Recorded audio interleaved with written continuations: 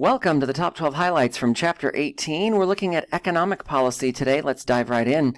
First of all, let's distinguish between fiscal and monetary policy. The important thing here, fiscal is all about budgets, taxing and spending, living on fiscal street, the highway that goes from Congress to the president is fiscal street. The S and the T in street standing for spending and taxing, which is what fiscal policy is all about. Taxing the government, taxing the citizens of the government in order to grow the economy and yet keep things from getting out of control, right? So we would tax less if we were trying to grow the economy. We would tax more if we're trying to slow things down, keep inflation in check. And spending in terms of the budget, we would, in terms of trying to grow the economy, we would spend more.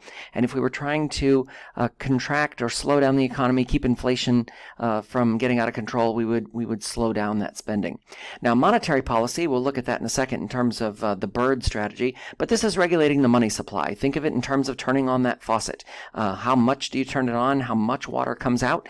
That's really what the Fed's job is here in terms of regulating that monetary policy and the money supply.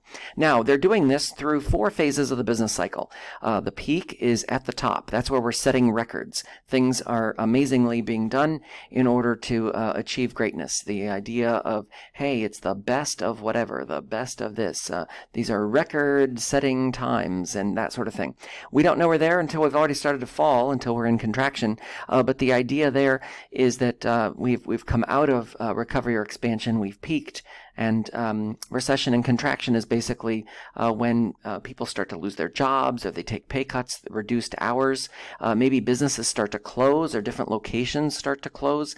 The times aren't as good. Confidence by consumers in spending isn't quite as robust as it was before. Now, obviously, we want to keep this as short as possible with recession and contraction because then we lead into the idea of trough, which is more of a depression era type of thing. When there's nowhere to go but up, but you just can't seem to break the cycle and get out of that trough that's there. That's what we saw during the Hoover administration heading into the New Deal, and really the Keynesian efforts of spending our way out of this depression is really what led to number 4, which is that recovery or expansion. The idea that businesses are opening, they're hiring workers, maybe the government is hiring and expanding what programs, like in the New Deal, the programs that are available. And that's creating jobs. And that job creation is what's leading to increased consumer confidence. People are feeling better about the economy. They're going out and spending money in the economy. And that is helping them to be a part of the economy, and it's helping the economy to grow. So that is definitely expansionary policy in terms of using that to grow the economy and recover from that recession or depression era. Now, how do we measure the health of the economy? Well, we do this in 3 ways. We look at GDP. In terms of the growth of GDP. If it's growing, then we're in recovery. If it's falling, and we can see that it's fallen at least 2 quarters, then we're in what's called recession. The idea of 2 quarters of negative growth or a lack of growth really is that recessionary period. An extremely bad one would be depression era type of thing. Now, GDP, let's figure out how we calculate that. It is the total dollar value of all final goods and services that are produced in a country from sea to shining sea within its borders within a given year. And that's a calendar year. So usually January 1st through December 31st. What's the total dollar value of all final goods and services? We don't count intermediate goods.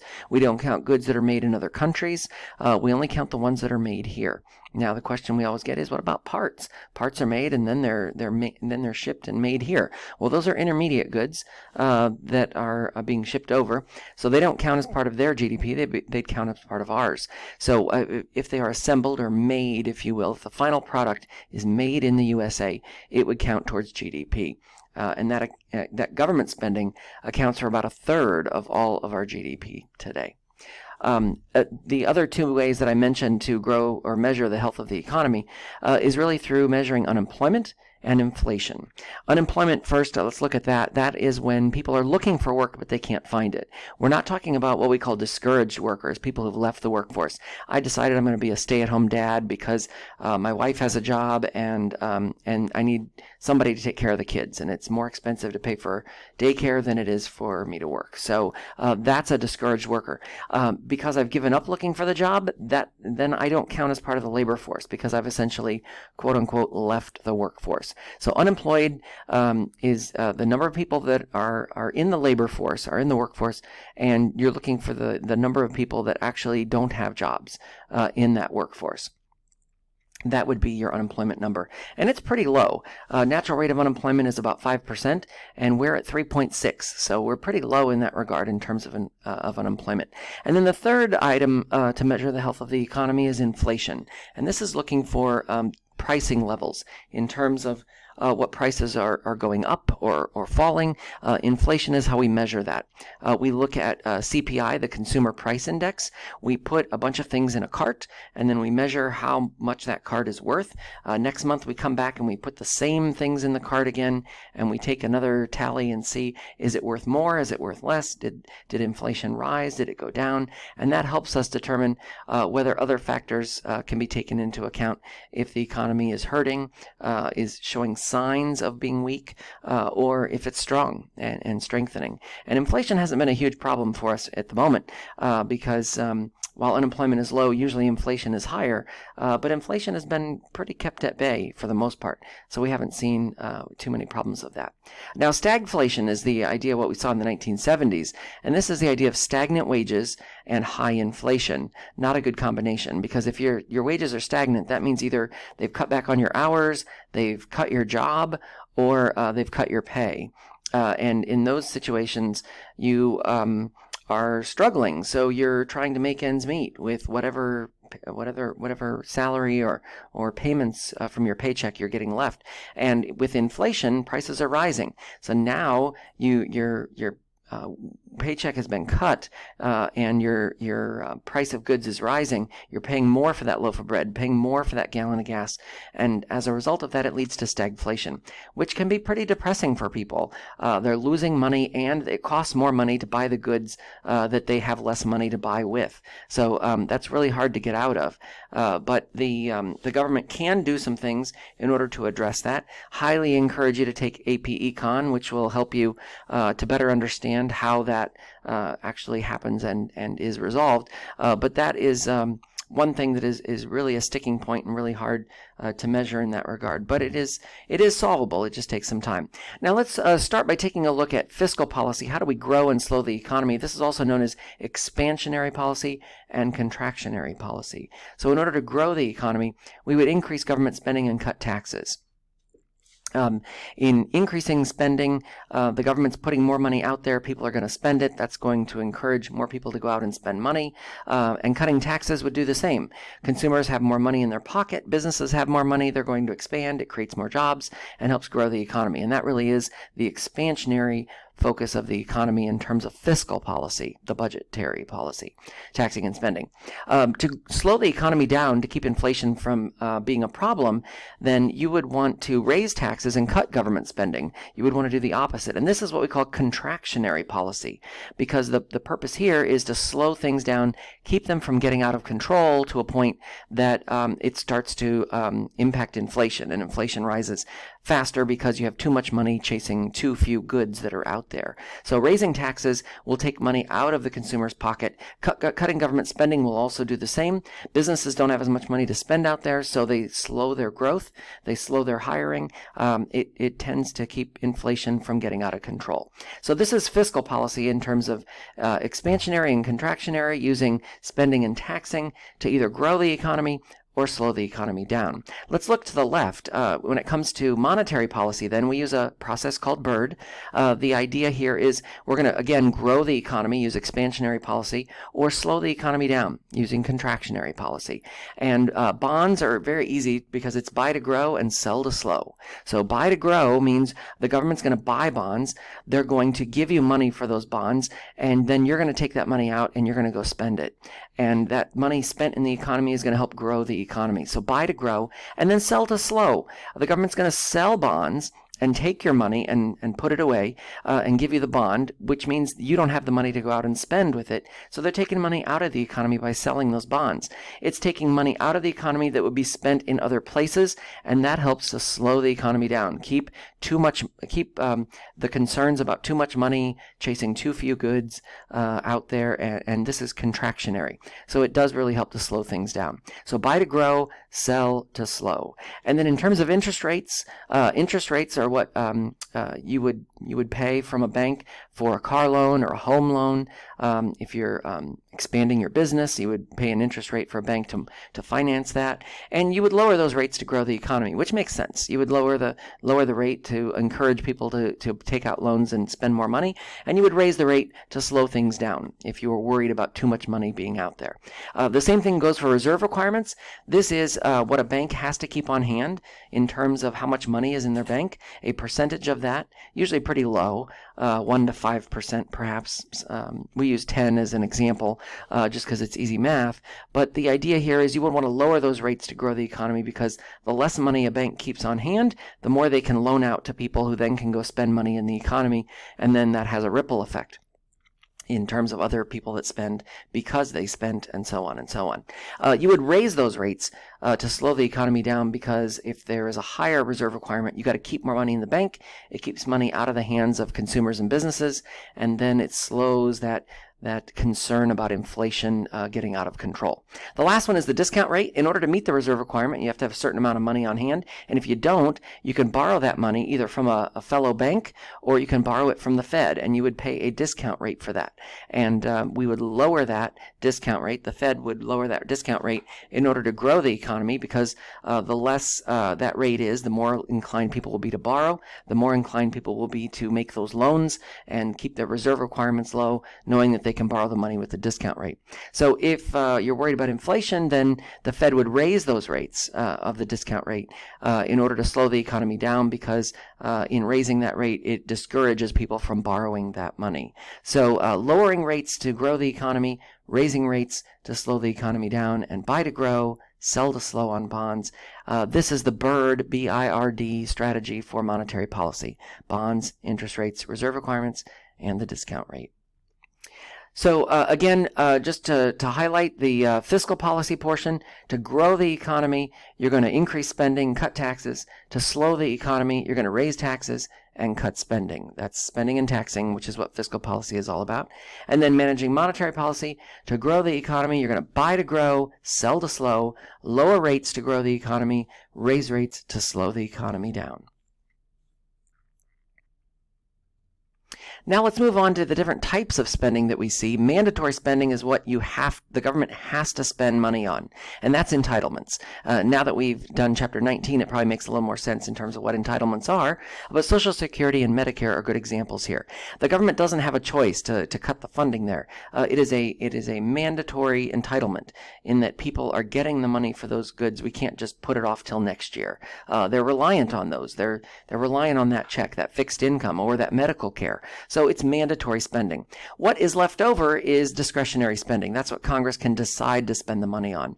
And the idea there is they can decide not to spend the money on anything and to give it back in the form of tax cuts. But they have to be careful here, because anytime you're cutting those taxes, you have to cut that spending. A tax expenditure is an example here of giving a benefit to a group, such as the child tax credit. Every person who has a child gets a certain tax credit.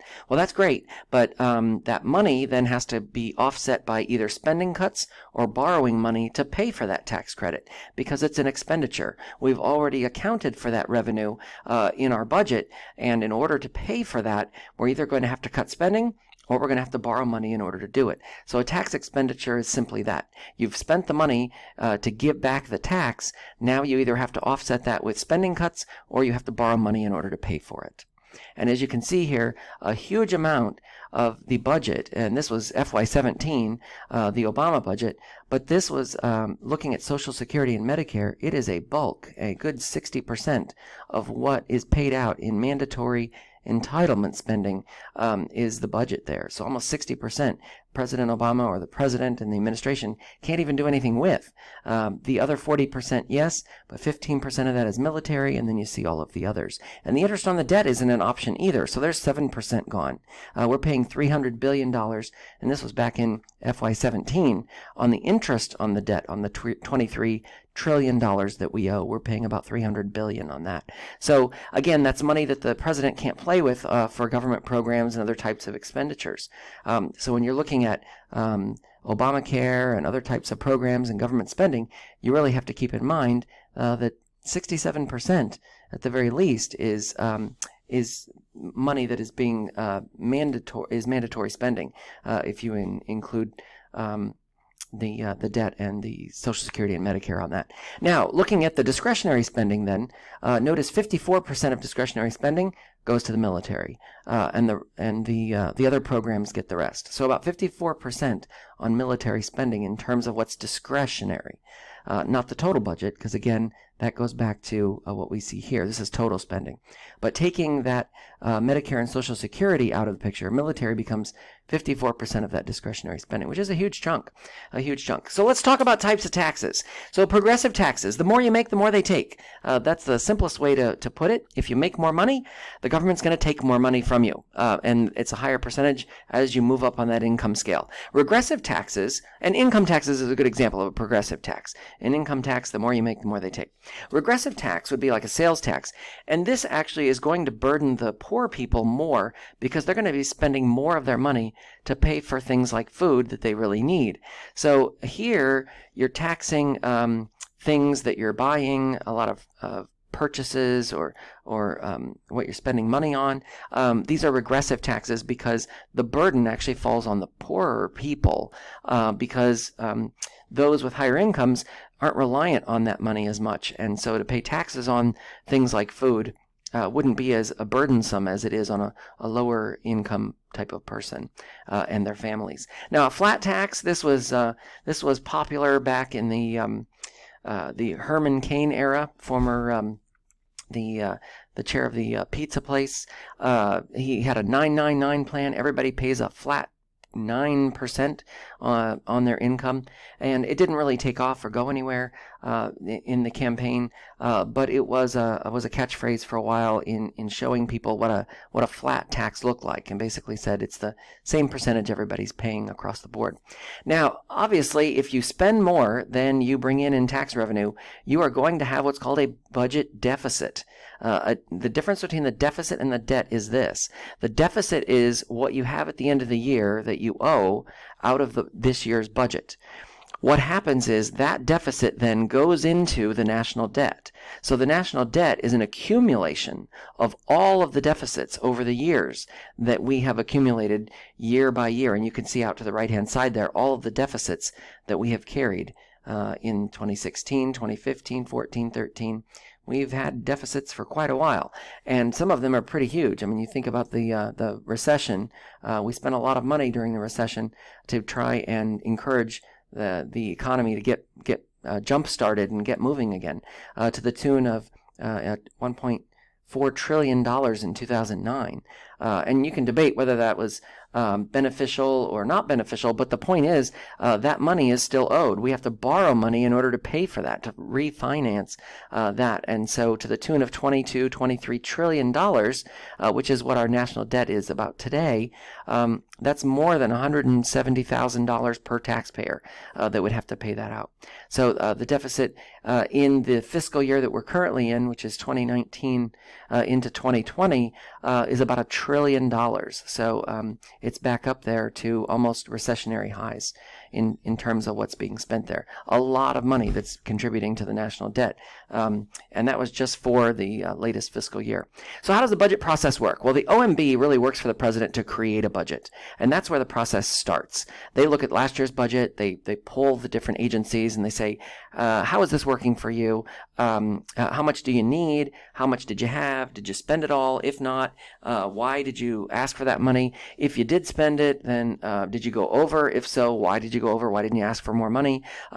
They work all that out, and they create a presidential budget that then is presented to Congress. A lot of times, and especially if there's divided government, Congress is of one party and the president is of another, a lot of times that budget is dead on arrival, DOA. And the reason for that is because they have their own policy agenda. They have their own priorities.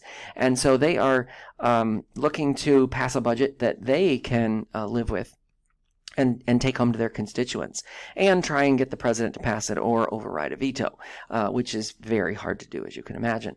So Congress then takes the budget. They tend to look at the policy programs they're interested in. They ignore the ones they don't, and the budget committees will take a look at that. And the Congressional Budget Office will then score it, which means to price it, to determine how much is this going to cost, how much realistically is this going to cost, and how are we going to pay for it? Are we going to raise taxes? Are we going to cut taxes? What are we going to do in that situation? Then the CBO, the Congressional Budget Office, will give it back to Congress. They'll play with it. They'll take it through committee, and it has to pass both houses just like a regular bill does in order to get sent to the president. The president can then decide whether he wants to sign or veto the bill, and then obviously if he vetoes, you know how that process works. And if he signs the bill, usually at the 11th hour, it's usually right before a government shutdown, what we've seen lately. And if that is the case, then work will continue as usual. Otherwise, the government will shut down. They won't have enough money in order to pay the workers to continue, and so they'll send them home. And that's kind of how the overview of the process works. So it really starts in the White House. It starts with the OMB. And works its way to Congress. CBO will take a look at it. They'll give it back to the budget committees. It'll go through the House. It'll go through the Senate. And then it'll go through both chambers. And when the same identical bill for the budget has been passed, it'll go on to the president for his signature. So we've had lots of different approaches to how to deal with government spending and budgets over the years. A popular one in the 80s was the Gramm-Rudman bill. It was calling for a balanced budget, even if it hurt. The idea was a balanced budget would kick in. And this is what led to this idea of sequestration. This is basically automatic cuts across the board that would kick in if Congress and the president couldn't pass a balanced budget. Now, we know Congress loves to pass laws, and they also love to overlook the laws they pass. So in this particular case, they didn't pay much attention to it, and not long after they passed this bill, it really kind of sat on the shelf and collected a lot of dust because they found that they couldn't balance the budget as easy as they thought they could. Hey, let's pass a bill that makes us do this. That'll force us to make this happen. And unfortunately, that was not the case. It was not meant to be. Now let's look at some economic approaches for a second. So we've got a couple here. Classical is the laissez-faire. This is the approach in the early 1900s where the government gets out of the way, deregulates the industry, and kind of lets them do its thing. They can correct better than we can, so let them do it. We know that always didn't end well. You had a lot of monopolies, trust busters. You had Upton Sinclair's The Jungle, the book about the horrible workplace conditions that workers were dealing with in the slums and in the working conditions of the factories and really horrible meatpacking plants and that kind of thing, which really led to a lot more government regulation. And we kind of have this pendulum swinging back and forth on laissez-faire in terms of that government regulation. Well, the same is true from an economic approach. Sometimes government steps in, and then sometimes government steps away. And the stepping away part is more the classical. This is the laissez-faire in that approach. And then we have Keynesian, which is this idea of deficit spending. The approach here is that government, and this really took hold in the Great Depression, but the idea was the government needed to come in and spend money in order to encourage people to go out and spend money and really improve consumer confidence to a point that would help them to help grow the economy. If they're going out and spending, then businesses will be spending, and it's going to encourage, not discourage, people from participating in the economy, and it'll help the economy to grow and get back on its feet. And then when government is in better times and the economy is doing well, then you can scale back that government spending. You can raise taxes a bit in order to pay for those things, and then you can pay down the deficits. So it's not so bad. Unfortunately, that worked. It did work during the Keynesian philosophy. Did work during the Great Depression. Did help President Roosevelt in terms of rolling out the New Deal programs in terms of getting people back to work and encouraging consumer confidence and encouraging businesses to participate in the economy again and hire and open and expand new locations and new businesses. But unfortunately, elected officials have to get reelected, and the one thing they don't like to do is raise taxes and cut spending. It's not a very electable type of approach, and unless you're from a district that is very fiscally, budgetary-wise conservative, in which they really admire balanced budgets, that's hard to find today. But the idea there is that each party is really addicted to deficit spending. We love to spend, and we don't love to cut spending and raise taxes. And Democrats and Republicans are both guilty of this. The article I read in the Wall Street Journal the other day talking about President Trump loving deficits. And we heard this in the Obama administration, in the Washington Post and Bloomberg, talking about how the Obama administration loved deficits. So political parties love deficits, and deficits, I think, are here to stay. Keynesian is very set in his approach in terms of it's not going anywhere. But now let's turn to another option, which kind of was a little different in a recession we had in the 1980s. And this was kind of a combination of some things. This was called Reaganomics. It was named after President Reagan. And it was really about the idea of using monetarism and supply-side tax cuts. So this was kind of an approach to kind of turn on the water faucet of money supply, get the Fed to release money and put it out there in the marketplace. And let's cut domestic programs and really only focus on military programs in a way that encourages businesses to spend money because people are out there spending money, but do it in a way that cuts back on government programs that are more social in nature, more domestic, and really focus on the military and military spending, which will encourage business and business approaches, which will encourage businesses to get into that space and hire more and help the economy.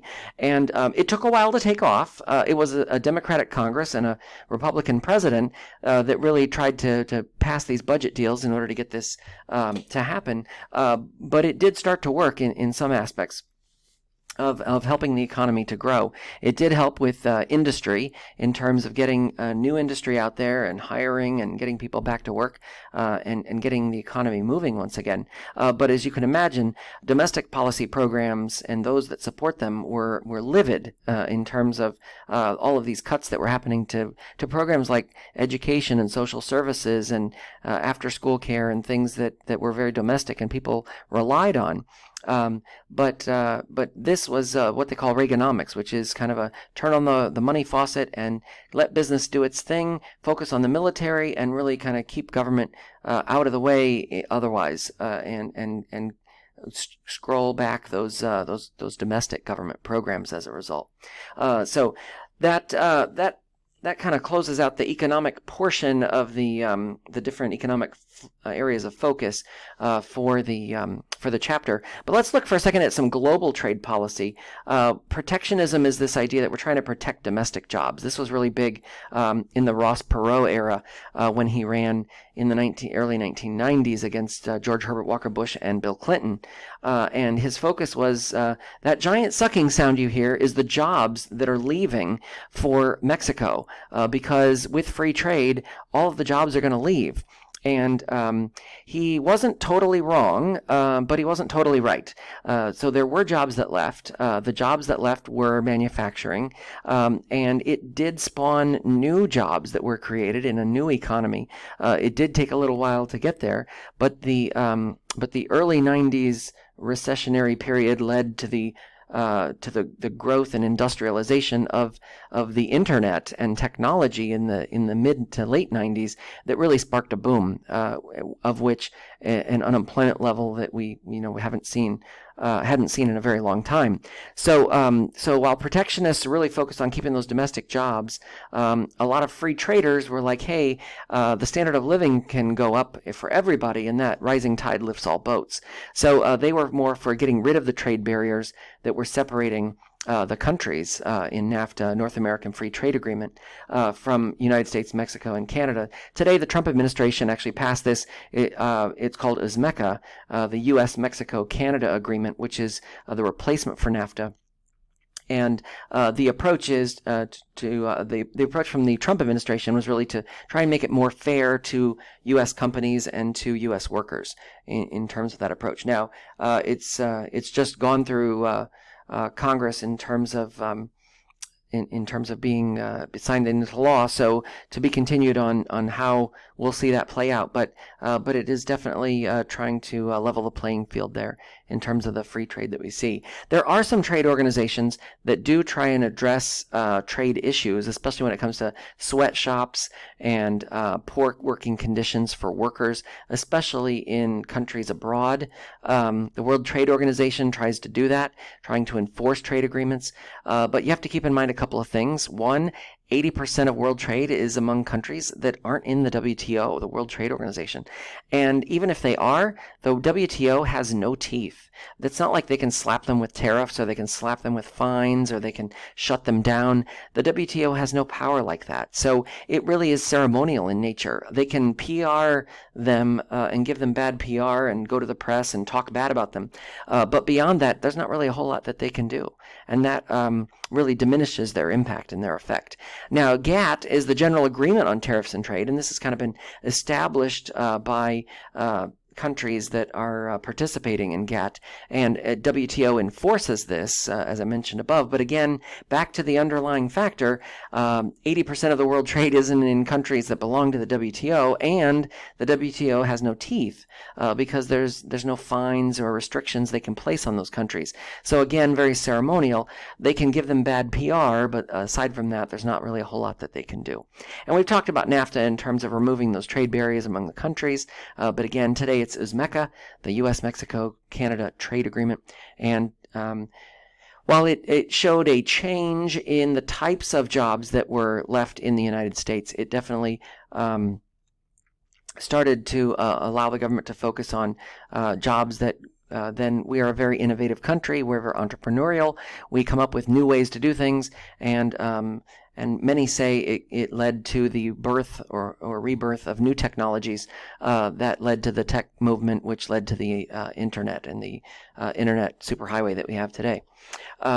So some regulatory aspects as we close out this chapter of economic policy. Monopolies, obviously, government steps in this regard. We saw the trust busters in terms of stepping in antitrust legislation.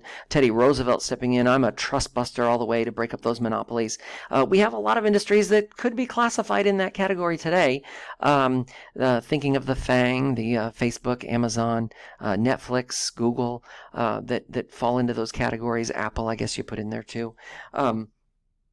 And how much they dominate the marketplace or allegedly dominate the marketplace. But there's a back and forth on that. How much regulation versus deregulation.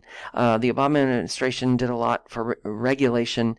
The Trump administration focused more on deregulation and of industry in order to create jobs. The president just speaking the other day at a couple of forums with industries that are abroad as he was over in India, talking about some plants that they had there and how deregulation is helping them in that regard. So there's a back and forth, and the pendulum swings both ways in that regard. Airlines, we saw this, in 1970s in terms of deregulation. We saw a government setting in more forceful terms in the 40s, but the deregulation actually helped to lower fares. It filled up planes. The service, well, we all know the service is usually bad, but the idea is that the airline tried to do what they could under regulation and found that they could do more when it was deregulated, and that really helped. Now, this is a pendulum, again, swings back and forth. So we see with banking, this is a love-hate relationship with government. The banking industry in the 1980s got out of control because of laissez-faire approach, and they had to step in and regulate the industry because of the savings and loan crisis in which banks were going under, and a lot of money was being embezzled and used in other ways. And then the bank would fail, and then the government would have to bail them out, and it was a hot mess, cost billions of dollars.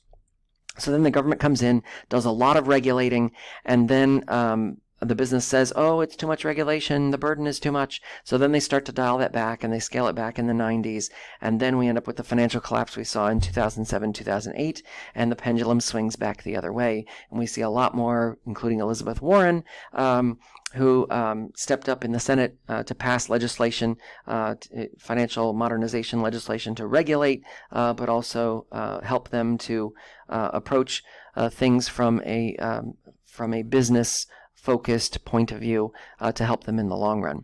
And so the pendulum continues to swing back and forth in those types of industries, just as it does in most industries. Government gets involved, they regulate, and then a few years later, a new administration comes along, they deregulate, things start to change, and then all of a sudden you need more regulation, and it kind of goes back and forth as that takes place. So I hope you found this helpful in terms of Chapter 18 on economic policy. Good luck on the upcoming quiz, test, or exam, and we'll see you in the next chapter, Live the 5.